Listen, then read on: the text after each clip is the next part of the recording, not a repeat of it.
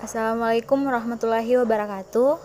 Yang saya hormati dosen pengampuh mata kuliah dan teman-teman lainnya yang berbahagia.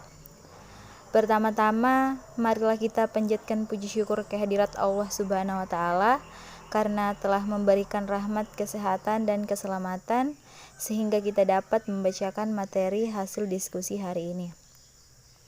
Dan tak lupa pula kita kirimkan sholawat serta salam kepada junjungan Nabiullah Shallallahu Alaihi Wasallam.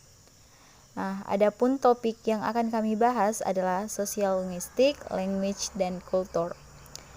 Perkenalkan, nama saya Fitriani, who will serve as moderator and presenter of the first material today. Saya akan membimbing jalannya diskusi ini. Adapun anggota kelompok saya adalah Saudari Aisyah Aulia sebagai pemateri kedua, Saudari Atriana selaku pemateri ketiga, dan Saudari Jamani selaku pemateri terakhir. Langsung saja untuk mengefisienkan waktu, saya akan membacakan materi pertama, yaitu Introduction. Language is a system of communication in speech and writing used by people of a particular country. Because of language used as a system of communication, so it is used in all four life segments. For instance, in our social life, in economy, politics, and many others.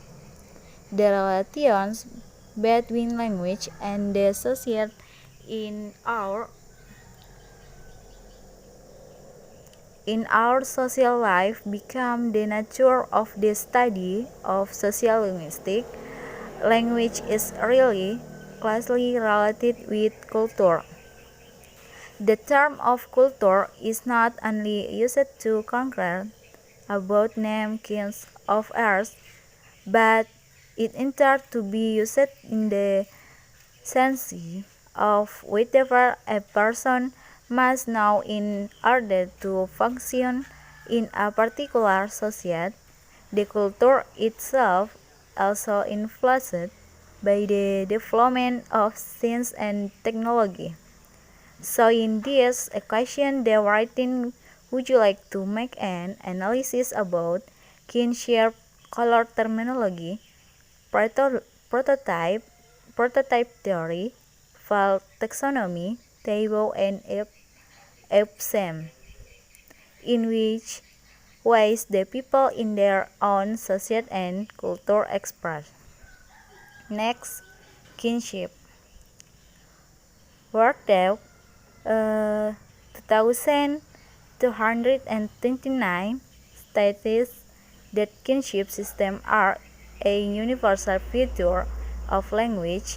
People use language in daily living refer to various kinds of kin.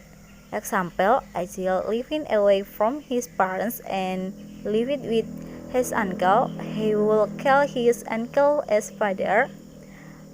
Next, for taxonomies, Workday 2006 232 states that a folk taxonomy is a way of classifying and citing part of really so that it makes some kind of sense to those who have to deal with it. Example we might find in Bali are the classification of the disease. Selanjutnya baik untuk materi kedua saya serahkan kepada Saudari Aisyah Aulia. Waktu dan tempat saya persilahkan. Next, folk taxonomy. Workday 2006 number 232 states that a folk taxonomy is a way of classifying a certain part of reality, so that it makes some kind of sense to those who have to deal with it. Example, we may find in Bali are the classification of the disease. Then, color terminology. The definition of color terminology. Color terminology is the terms that used by the people to describe color. Without 2002, number 233. On the other explanation, color is all around, but it is not everywhere treated in the same way. We sometimes cannot directly translate colors word from one language to another without introducing from subtitle changes in meaning. For example, English brown, French brown, and Indonesia chocolate.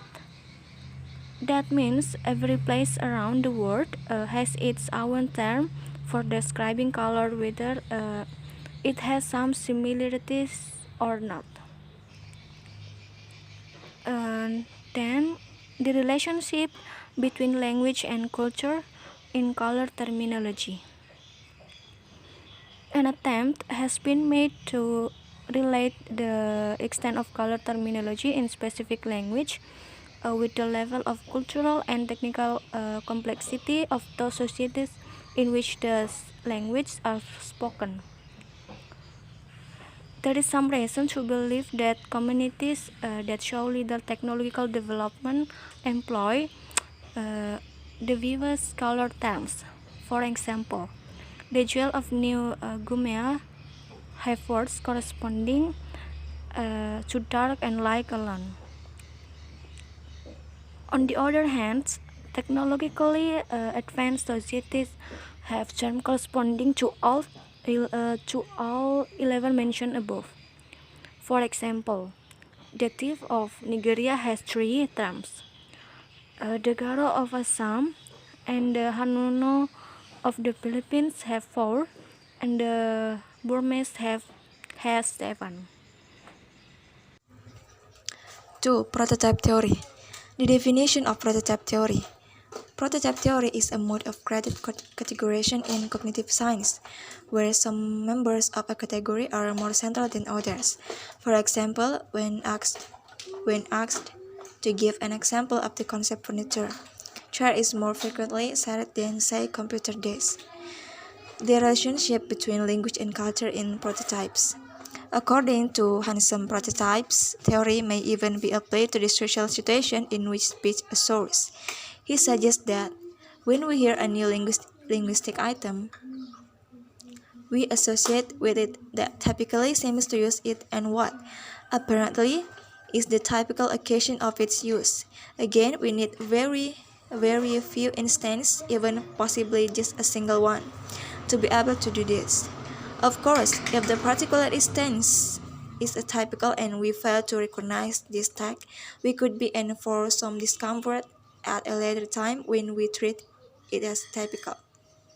Prototype theory then offers us a possible way of looking not only at how concepts may be formed, i.e., at the cognitive dimension of linguistic behavior, but also at how we achieve our social competence in the use of language. We judge